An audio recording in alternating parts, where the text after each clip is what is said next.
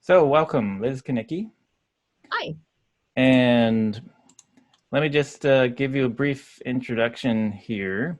So as I understand it, your undergraduate was at Denison University. That's in Ohio, right? Yep. Okay, and you've been back there a few times as an alum and as an award-winning journalist, yes? Yeah, but yeah, not in an official capacity, but yeah, I hold that place dear to my heart. And so you'd been in New York City for a while before you got what you describe as your dream job at Linda Ellerby's production company, which is Lucky Duck Productions. So now, what was that, and why was that such an exciting opportunity? Well, for me, I had been up to that point, most of my work in the TV business had been on what we would call the production side or the technical side, and it was doing a lot of what we also call production management.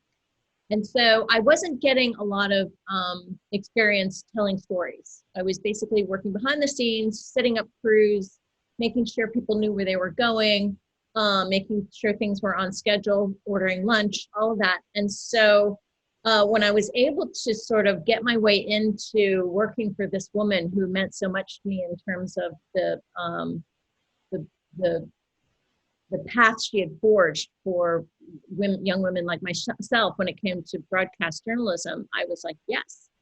She's also considered, has long been considered one of the best writers for television and sort of like really created this genre for writing for television in a way that isn't so stodgy. Hmm. So I wanted to learn under her, and it was a great opportunity. And also that idea, I was started to work on these biographies, which were really popular in that era. It was the late 1990s, and I find that being able to tell someone's personal story well, following their trajectory from where they were born to their life experiences up to a certain level of success is a really great way to sort of cut your teeth on how to tell a story, period, but also think about how their past influences the present and how it might in fact inform their future. So it was also just like a great way to learn how to find visuals to tell a story about Hmm. someone's personal life. Um, and it became like an archival research project because it's television, you need to see pictures, and the more pictures you Hmm. have, the better the story is. So that was a really good skill to sort of cultivate at that time. And it meant, sometimes going to the library or, thinking of creative ways to think about Charleston, South Carolina in the 1950s. What did it look like? I mean, are there archival photos that's where the person grew up. So we want to see what it looked like then. So Linda Ellerby, you said that if you're doing a biography, you should be able to associate a nice visual. What would be the visual you would associate with Linda Ellerby? That's a good question. Oh, I always remember her from when I was young, watching her on television late at night. And she's at the anchor desk, and she had a duck on the desk, which is where Lucky Duck Productions came from. Okay. But yeah, So somewhere and her face, online, I will find an image of Linda Ellerby with a duck on her desk. yeah, that'd be great. I'll splice that in. So you also had a good quote from her, which I thought is relevant to. I mean, I love this quote because when I think my students feel often that when they're writing, they feel a certain pressure to get it right and get it perfect on the first draft. And I like to tell them that when we as professors write our articles or book chapters, we expect that it will be rejected on the first draft. So we have to develop a kind of thick skin that someone's going to say, fix this and send it back, and maybe we'll accept it then. So her quote that you included in your talk from Skidmore is she says part of real writing is editing, going over it again and again and again and fixing it until you get it right. And then you say, in other words, the only good writing is rewriting. And in order to be a good journalist, you need to know how to write. I think that's true for any profession. So say more about that.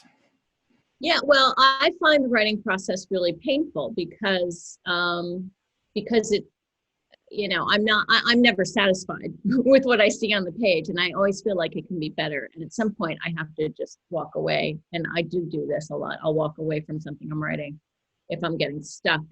But I also think that, and this was just my process, even in college, I remember being in a creative writing class and delivering something that was literally a first draft. And the teacher was like, "What is this?" And I think that put in my, in not in a positive way.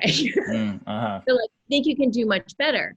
And so it really got me thinking. And then I gave him a second draft. He's like, "Oh my gosh, this makes so much more sense." So I think that you have to let go of this idea that your first draft is going to be your best draft. You might, the initial ideas might be there, but you can always refine it. It ultimately comes down to, and this is probably true when you're in college and also in the professional world, you start to run out of time, and you just have to give them what you have at the time, knowing that it will be edited, and it will be edited. Right. That's just that's just the way it is. And actually, if you're working with a good editor, they'll make it better. Right. That's a little bit different than I've shifted a little bit in that direction in my classes. In other words, to provide for opportunities for revising and resubmitting, because, just for the sake of consistency, that's my experience as a writer. So it seems like that should be afforded to students to some degree. Let me ask you one more question about writing before I ask you about CBS, Yeah. which is, when you're doing the revision process, so you've written a draft. Yeah. I like to read out loud. I like to print and have it in physical form, and then I like to read something out loud. And sometimes I feel that it's not until you read it out loud that you know whether it makes sense or whether there's too many words or whether there's not the right word. So is that part of your process too? Well, I had to write for television for 15 years, right? And so writing for television is much different from writing from print. But I feel like it really sets you up to write well for print, because it means in television you have to use fewer words, because you also have pictures to help tell you the story. So you use fewer words in general, but and you're making sure that every word you're using matters. There's not a lot of superfluous words Right. in your so that's a good skill to have. But now that I'm working in print more, I'm finding that it actually allows you to be a bit more creative with your writing. Writing for television is an art form in and of itself, but writing for print, you have a little bit more wiggle room to have fun and be more creative. But when you start writing for print, now you have word count limits, right? 1,200 words is not a lot if you're trying to talk about a complex idea that has to do with religion. Right. Okay, good. So then let's do that. Let's pivot to talking about your experience doing broadcast television. So I know that it was in 2005 that you got a call to produce a show for CBS, and it was for what you've described as a very small division in the company called the Religion and Culture Series, known within CBS as the God Squad, and they'd been producing documentaries since 1948, and they wanted you to do a show about sacred spaces, and this struck you as just like an architecture piece, right? Yeah, and I was like, sure, I can do a show about architecture. And I was broke, so I needed the work, which is something else you'll find, in the real world. You end up taking assignments that you never thought you would do, and then they end up completely changing your life. So that's what happened. I decided to do it, and then not only was I awakened to the idea of reporting on religion as an actual thing that you can do, but I also learned that sacred space is not just about architecture. I mean, it is, but it's really also about religion and the way people express religion and where they do it and how they do it and why they do it that way in that house of worship versus this house of worship. So yeah, it really got me going in a way that I never would have never saw myself going down this path at all. And you were there for 14 years. Yeah. And you covered a wide range of topics. So you've some of your segments have been about food or music or criminal justice reform, climate change, and but you say so you do all of this through the lens of religion. Yeah. So tell me about that. Are there, because in my class we talk about what media scholars call implicit religion. Mm. So, in other words, even though people you're talking to about food, let's say you're talking to them about food, they might not say the word religion or God or spirituality or prayer or anything. It's there somehow. So, is that what you mean by looking through the lens of religion? Yeah, I mean, so I was working on a show that had to do with religion, so it had to look like a show about religion. Mm, So it was always in the front. But if you're just a general assignment reporter, for instance, or just sort of living in the world, I feel like it's best to it will do you a favor in the world if you are thinking about people's spiritual life, thinking about how religion influences culture, and culture meaning food, music, um, art. It's always there, but in our mhm, society, we've taken it out for lots of different reasons that we could probably do a whole segment on that. yeah. But I feel like it by thinking about it in the back of your mind, it will enrich not only your understanding of a situation that's happening in front of you if you're a journalist, but will also just make you a better citizen, right? Understanding why people do what they do. And that isn't in positive or negative, just sort of helping you understand the human condition, choices people make, why they make them. Think about the spiritual element, the religion and culture element, the religion element. All those things are, they give you a more rounded, well-rounded view So I of. wonder how, since you've been doing this for a number of years, and since you like to say that religion is always in the room, so do you sort of feel when you're talking to people, when you're maybe doing a piece that's not explicitly about religion, or just when you're meeting people, you're at a conference or something, do you sort of feel like there's a moment where you realize you're like one question away from them talking about something that's either explicitly religious or much more clearly about their spiritual perspective? Like that Yeah, you have a yeah, you end up getting a sixth sense about it being there behind the veil, so to speak. mm, And yeah, I mean, it's funny. I end up now having conversations with total strangers about their religious life, and it's not like I just run up to them and start saying, "So, what tradition were you raised in? Are you mm, religious?" It just ends up coming out organically, and mm. I just think it's, now it's just so much like tied to the way I think about things that it ends up coming out in conversation. And Yeah, then it's just occurring to me that it's sort of like, some people have a good sense of humor. Um, right. I wonder if it's similar to that, that there's a sort of a sense of religion or a sense of when people are in their manner of speaking, kind of indicating there are certain things I consider sacred. And so you can kind of sense that that's how they position certain things in their thinking.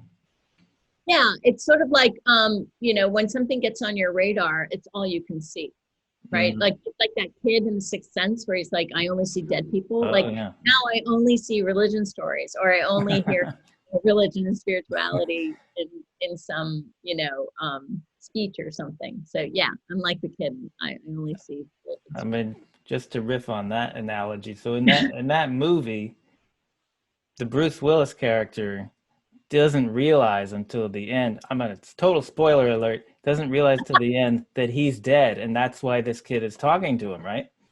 Yep. So, I could see a certain parallel there. Like if you have a good sense of, you know, as a religion reporter, when people start talking in terms of what's sort of their deepest ultimate concern and what they consider really sacred, that you might be able to ask the question in a way that gets them to realize, oh, actually, I'm more spiritual than I thought I was now that I'm talking to you. Or Yeah, yeah, and I mean, to me, it's also the art of. I mean, if I'm doing a religion story, everyone knows why I'm there. But I think, if you're doing other kinds of reporting, sometimes if you think about the religion question just in the back of your head, it might come out and give you a better answer, to be quite honest. And not, what are you religious? I mean, that's not always a direct question, not always the best way to go about it. But, are there ways that faith has influenced you over the years? Or, are you, how do you describe your spiritual life? Or do you have one, So that's a good segue to the next question I was going to ask you.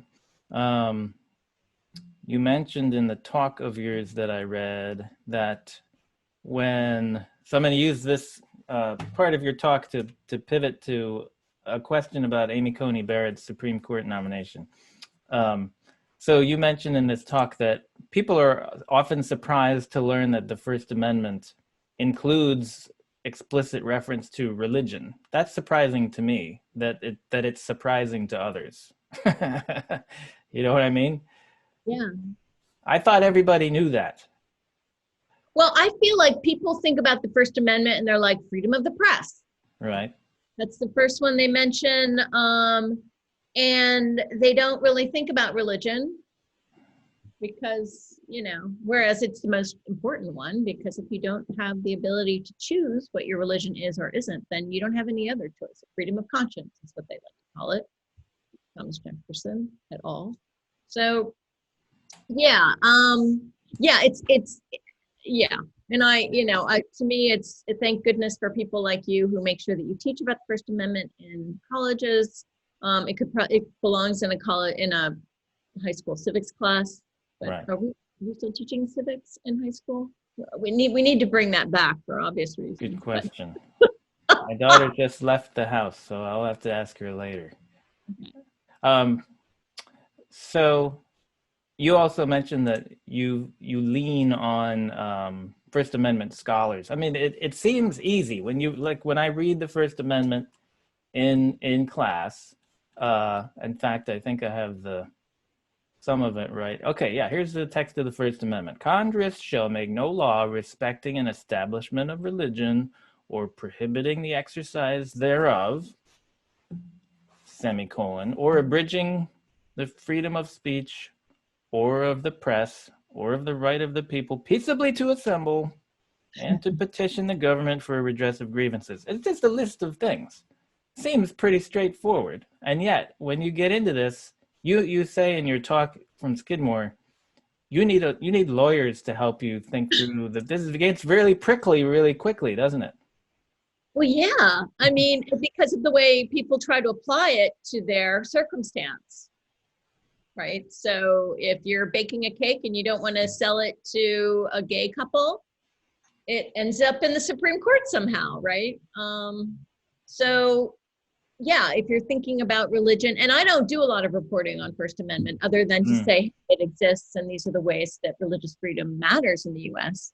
I actually produced a show that I'm quite proud of, looking at religious freedom through the eyes of Islamophobia and the way that Islamophobia is detrimental to democracy.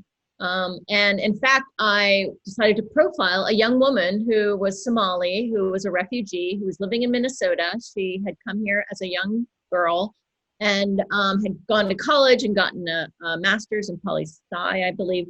And she ended up, her name was Ilhan Omar, and she was running for Minnesota State Legislature at the time. That's when I was covering it. And the idea was to show how, hey, look, our democracy is working. This young Muslim woman is able to run for a state, Minnesota State Legislature, which is, in fact, an indication of a representative government.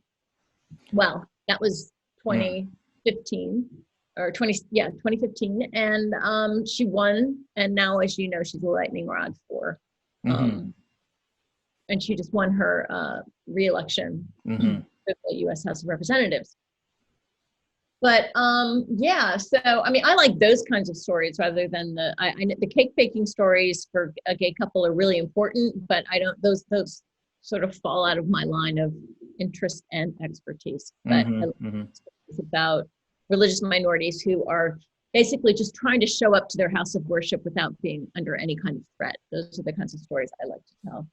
Because as you know, there's an increase in hate crimes against members of, you know, Hindu, Sikh, Mm. Muslim, Jewish populations. People of In color. terms of in terms of news coverage and response from other politicians, do you think there's been a double standard in how people have asked about or talked about her um, her religious beliefs versus Amy Coney Barrett? Yeah, that's a really fair question. I I feel like both. Um, you mean, and the question being, are people's religious viewpoints a fair game or an Right. open question, Yeah. right? And how they're going to. I think there's a healthy way to handle that, and it's fair, to be quite honest. Yeah, I don't think it should be ignored. I mean, we've been ignoring religion for years in the Right. media, but yeah, I think I mean let me give you a perspective and let me see if you agree with this. In my class, we talk about the First Amendment as almost like a prescription for a new religious economy. At the when the drafting of the Constitution, Bill of Rights, they wanted to the founders, so-called founding fathers, they wanted to get past all the religious violence that was happening in Europe, and they wanted people to engage in sort of competitive argument about ideas about religion. And someone like Thomas Jefferson thought that eventually, after they argued long enough, they'd all agree with him. I mean, it didn't quite work out that way. But to me, it's like the whole idea is that the purpose of the First Amendment and the what we think of as the separation of church and state is not that we won't ask politicians about their religious beliefs or how it informs their policy, but that we'll do so in a way that's ethical and informed and it has some integrity to it, but that the conversation about it is part of the point. It's not to avoid the conversation, it's to have the conversation. The question is how to have it in a way that's respectful. So this is what kind of bothered me about the coverage of Amy Coney Barrett was like, anytime someone would ask a question, it's framed as an attack on her religious belief, which I think is kind of insulting and offensive in a way to people who uh, take religious belief seriously and think it's important. you know, right, right, and how it frames their moral code or their moral, how they look at the world. Yeah, I wonder why there was so much defensiveness against those questions directed at her. That would be my question. Why are you so defensive? let's. But I want to ask you about the piece that we watched as a class. yeah. And actually, before I showed them the piece, I showed them your short speech when you accepted the award for that segment. Uh-huh. So we Yeah. saw your acceptance speech as well. Okay. And then we watched the piece. Now you're gonna have to remind me. This was called Faith on the front lines. "Faith on the Front Lines." Thank you. It's okay. Faith, and I'm just let's see now. You produced "Faith on the Front Lines." Tells the story of what happened before, during, and after the Unite the Right rally in Charlottesville, Virginia, which was in the summer of 2017. Mhm. But what's different about it is that you were telling that story through the lens of the clergy. So tell me more about your planning, your thinking. What was your vision for doing that segment? Yeah, that's a really good question. So, what happened in Charlottesville obviously just sort of got sprayed in the media, and rightfully so. It was a pivotal moment in our nation's history where all these people were showing up, carrying tiki torches, wearing, white polo shirts, khaki pants, and saying some pretty awful things about people, and religious minorities in particular. So as I was watching the coverage, there was a lot of focus on the the uh, the people who were behind the rally, the Unite the Mm. Right rally. And then there was a little bit of coverage of the counter demonstration, and I think they ended up getting Antifa obviously got thrown in there as part of that discussion. Mm. But what was missing for me was, I knew that there was this whole clergy presence that was part of it, but no one was covering it, at least for broadcast. I saw something in the print, among the print people that I follow and the print journalists that I know who cover religion covered it. But I was like, I think this is actually a really good broadcast story because it's so visual and you can actually see the contention. As you all witnessed. So I was like, well, why don't we approach the group that, started the counter, was part of the counter demonstration movement. And why don't we, track them down and see if they'll talk to us and tell us about what happened. And this was probably a month or two after it happened. I think we went down in late September. And the rally was in August. Okay. So we spent like 3 days in Charlottesville talking to the Congregate Charlottesville, they're called. And we just sat them down. I'm like, tell me what happened. What was the before? What was the during? And then because we weren't at the rally, we had to go back. We put the story together based on their interviews. And we had to cover it. We had to pull the archival material to cover what they were saying. And because we live in the age of the mobile device, there were so many people with cell phones, we were able to stitch the footage together. And this was, my associate producer was amazing in tracking down people who recorded this stuff. And she did it mostly, I think, through Facebook and Twitter. And she just, and there are a lot of them were young people like the ones I'm talking to now. Thank you for recording. Right. And getting their permission. And then we had to verify, make sure what we were seeing was in fact what we were seeing. And then we were also able, so there was news footage, of course. CBS was down there. We pulled whatever we could out of the CBS archives. And then there were people who belonged to the clergy movement that also had video, and we used that. And we ended up with like 60 pieces of archival footage, which is a ton for a half-hour show. That's a ton, and it took a long time. But I feel like it really, you're really there and you see the rally from a completely different perspective, right? You're used to seeing the Antifa versus the neo-Nazis, the white Sharia now, right? I mean that. Oh, right, yeah. In the and all the way they were talking to the clergy woman, Brittany Kane Conley, and making abusive remarks into her face about being a gay clergy. Right. No, it's very visceral. It's very real. It's very much a part of that story. And I'm happy we did it because it's part of that first draft of what happened there. And that will in fact go down as a huge moment. So I think it worked really well, what you're describing as collecting the cell phone video. Because one of my students asked afterwards, Benjamin asked, he said he remembers when all that was going on, and he asked, was she there during the protest? Were you there? And you were not, but it seems as if you were able to find footage that makes it seem that from the viewer that you as a reporter were there. Yeah. When it was happening. And what else is critical though is that I went down there and interviewed in person the clergy people. I mean, that's huge because you need to get that first person account from them. And so in this case, it works well in that I didn't have to be there for the actual rally, but I needed to be there to talk to the clergy to find out what the story really was and then make our editorial decisions around that. Because inevitably stuff has to get, small things get left out because of time and what have you. But those interviews were critical to the success of that piece, for sure.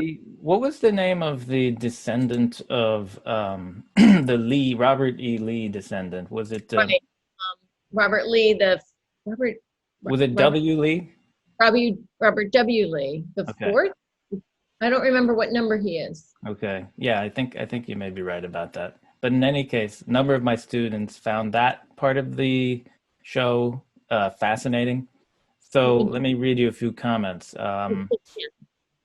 James asked, he said he enjoyed that part of the segment and would like to know if you're going to do a follow-up piece. Jacob said it was interesting that that Mr. Lee resigned after made his comments about racial injustice. Caroline said it's disheartening to watch this stuff. And the takeaway that's the most important message for her is that this segment really gave the audience a sense of calling on white people to recognize that they've benefited and to use that to help others. I think that's explicitly what Robert Lee was saying in his comments. Yeah. There's a few more, but do you want to respond to any of those? Yeah, no, thank you very much. And it's funny because none of this is funny in that way, but you know, I wasn't really sure. I knew that I was going to go down to Charlottesville and cover this in this way, but I wasn't sure I was going to fill out the whole show because I had a half hour to fill. And so when I started talking to the clergy, they started talking about white privilege, all these things about white Christian America's issues around white supremacy and their complicity. And also what was happening was the MTV Music Awards were going on, and then this young person pops up and is, you know, speaking truth to power when it comes to, you know, here I am, a descendant of a white Confederate general, and I'm here to say we need to, you know, deal with this, America. And I was like, oh my gosh, he should be in this piece, right? And what's so great about him is that he was, in fact, one of them, right? He was raised in the Confederate South, and you know, with a heavy influence of those very same ideas, and he had to really reckon with it. And in the process of reckoning with it, he decided to become a minister, and now this is his calling, right? Calling out white supremacy and white Christian America is part of his thing. And he actually is now pastoring a church in Statesville, North Carolina right now. And yeah, I mean, I'm keeping my eye on him. I consider him a source, and he just, I think he does speaking engagements all over now. But yeah, no, I mean, I expect to see more from him, to be honest. But yeah, that piece was really, I think that piece was incredibly prescient. What I found so prescient about that show was that we were able to tap into that conversation about white privilege and white Christian America's complicity in, you know, being in white supremacy, and it really, like, now we have all these books and people coming forward and really talking in an honest way about white America's problem with racism, but through and using Christianity as, you know, as a major point in all of this. And there's a great book by Robert P. Jones that, if anyone's ever interested in reading, called White Too Long: The Legacy of White Supremacy in American Christianity is the name of his. There are a number of them, but you know, the root of it is, and I don't want to appear to be beating up on Christianity, but there is a reckoning that needs to happen with the white Christian church in America. And I mean that broadly, right? Because like all these denominations and what have you, but. And that's something that people within a range of churches are recognizing, whether they're conservative or liberal. I mean, is that true? Or yes, I would suspect it's more on the left-leaning side, the more progressive churches that are saying there needs to be some what did you just call it? Reckoning. I call it reckoning. But that I know that there's also similar voices coming from conservative churches as well, saying, yes, this is about the integrity of our faith. Yeah, Yeah, and I think, everyone's on at a different point on that journey of, admitting and sort of like taking the hit for it, because, this has been happening for 500 years, Mm. starting with Columbus arriving and annihilating millions of Native American people who were living here.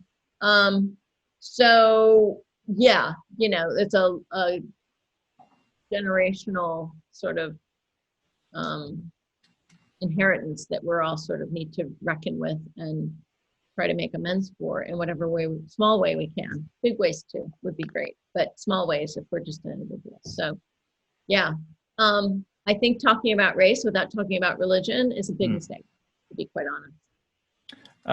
I have one more question for you. Good. So at the end of your talk that I read, you bring up the question of balance in reporting. This is something that I talked about in my last class. I sort of troubled the idea of objectivity and how it's a kind of a double-edged sword, that it's good but only so far, and at a certain point it can become a hindrance to a really deep conversation. It can stifle conversation, or it can actually end up favoring one set of voices over another, ironically, paradoxically.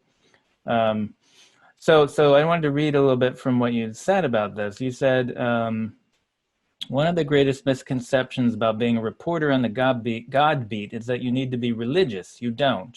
What it means to be a good journalist is not unlike what it means to be a good human. Strive to be open, curious, and respectful. Learn good listening skills and tell the truth. And then you say, you quote from Jeff Charlotte. You say, Jeff Charlotte says, journalistic balance is achieved through accuracy and transparency, not equal weighting of two sides in an argument regardless of evidence, unquote. And then you say, that's an important point to make today when the truth goes toe-to-toe with propaganda on an hourly basis. So can you say a little bit more about this idea of balance and what it means to report, not just accurately, but with a kind of moral integrity? Well, and yeah. So it's sort of like when you're doing a piece on white Christian America and white supremacy, like the one that you all watched, Faith on the Front Lines. It's explicitly we did not interview anyone from we didn't interview a neo-Nazi. I'm not an expert on white supremacy and neo-Nazis, right? So that's always in your mind. Like if I'm an expert and I can go and sit down and talk to someone and know what all the code words are that they're using in an interview, otherwise they're just going to run circles around me. But I also feel like we kind of know what they believe in, right? I don't need to balance a discussion about white supremacy with an actual white supremacist. And in fact, we hear enough from them. So that's what I mean about like you don't have both sides of white supremacy. It's nobody ever built their career in journalism propping up white supremacists, quite frankly. And being that we're having a reckoning with even that right now, journalism and the way we were, the role we played in allowing these voices maybe a little too much time. And I'm not here for censorship, but I do want the truth to be known, and that you have to be really careful and know if you are going to go and interview a white supremacist, know what they are about and what they believe in.